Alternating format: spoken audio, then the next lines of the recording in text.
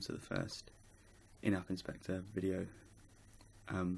So this will be an accompaniment to a bigger written piece, so if you want to see it in more detail you can click the link in the description.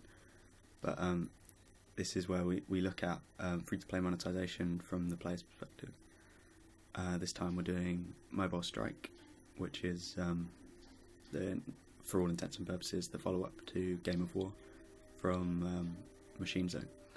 So what you're seeing now is very much indicative of what the experience is like, as in we've just opened up the game and immediately we're seeing a big splash sale screen, and yeah, there are a lot of these throughout the game, and sort of plastered all over the place. Even when you're first starting, there's no limit on when they start implementing the sales. You know, it's a very hard sell, heavy sell straight away. So this is generally what the game looks like. We've been playing for a little while now. Spent a little bit of money on a Thanksgiving sale, which is why we've got so much gold up here in the right hand corner. You wouldn't expect to have anywhere near that amount in general play if you hadn't spent money.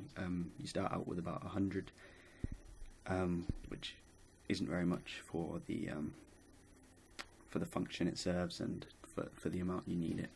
So this is generally the I'll just show you some of the mission structure, if you can call it that. Point, it's very heavily sort of tutorialized. It feels very hand-holdy, excessively, especially seeing as we're level 12 at this point, and we're still very much just sort of tapping wherever it tells us to, following orders. There's no real sense of development in terms of interactivity or and this is basically it as well. There's no real exciting so these are the base missions, the building, and just building and upgrading, and that's a large part of the game. But in terms of the mission structure, you have daily missions, alliance missions, all of these, but they amount to little more than wait timers as well. So let's say we go for a specialized mission, 40 minutes. So this is what our mission looks like. So it's very heavily menu driven, and when it comes to monetization as well, this is where they really try and get the cash out of you. So we got 40 minutes to kill here, and as you can see, it's all split up into tokens rather than in a single cost to diminish that wait time. You have 60 minute speed ups, 15 minutes, 10 minutes, 1 minute, and you can also, for the higher ones, there are also like 6 hour and 3 hour speed ups that you can buy using gold. You have a few to start out with, but again I've got more because of this bundle I bought, which got me more. But again, the average player or a player who wasn't interested in buying wouldn't have this amount, so it wouldn't be so easy for them. But as it is here, we can just use 4 of these, and then we'll see what happens when you complete a mission, which is you collect your spoils, which very rarely involve getting actual hard currency.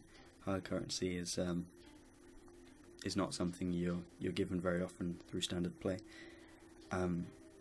So it's very harsh gating, almost, and it establishes this immediately, where it either wants you to play and pay, or if you're not interested in paying, it sort of wants to weed you out, which is sort of the same thing they did with Game of War, and obviously very successfully, made a lot of money, and people are very sort of committed. The people who spend in these sort of games as well, they'll spend a lot of money in a single transaction or throughout the duration of their time in the game.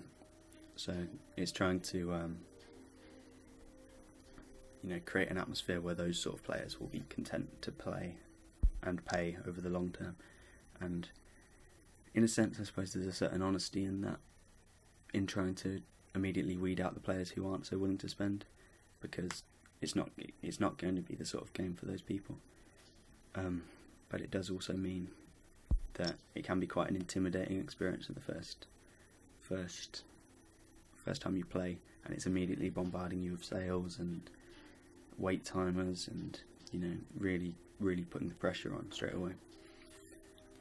So this is the Alliance help section, where you basically help Alliance members just by tapping, and this, if they have enough Alliance members helping them, then it allows them to diminish wait timers and things like that. So there's sort of a collaborative aspect, which is also really popular from Game of War. And there's also this, which is your gift. You receive gifts when other people in your alliance spend money. So that's another aspect, sort of pushing monetization, in that people will be more inclined to spend because they know, if you've been playing for a while, maybe had a social element, a collaborative aspect of helping each other out. You know that when you pay money, it's not just you who benefits; it benefits everyone in your alliance, and which is a really clever idea, because not only does it make people more inclined to spend, but it also means so you can see here the sort of things that we've won, and a lot of these are sort of random. These gifts are sort of random crate type things. But you can see there I got a 60-minute speed up, which isn't bad actually as a reward. But yeah, so that's a really clever system, because it makes people more likely to spend, and it doesn't feel too much like there's pressure on. It's just like it's something you would want to do if you were more into the alliance and you've been playing with these people for a long time. Obviously, I'm only level 12 at this point, so and I'm not so inclined to do that. But let's look at one of the sales as well, because there are a lot of these. And it also, as I said in the written piece, which you can read in the description, but that's almost devalues the premise of a sale, in that there are so many of these all the time. It sort of becomes no longer exclusive because they're just ever present.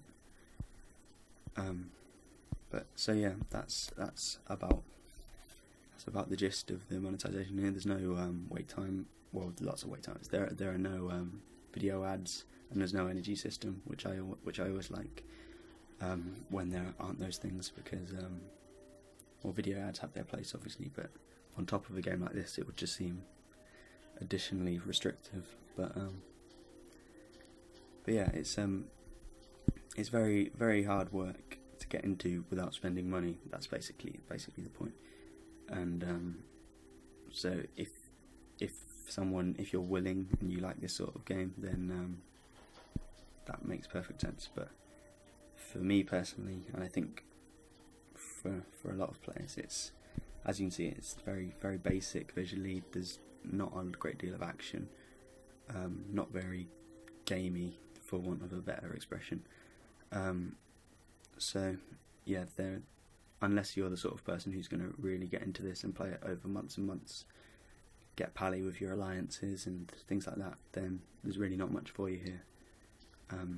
As maybe a more casual free-to-play gamer who would maybe like a more reciprocal relationship when it comes to getting hard currency, and not just feel like you're being gated out of everything because you weren't willing to spend.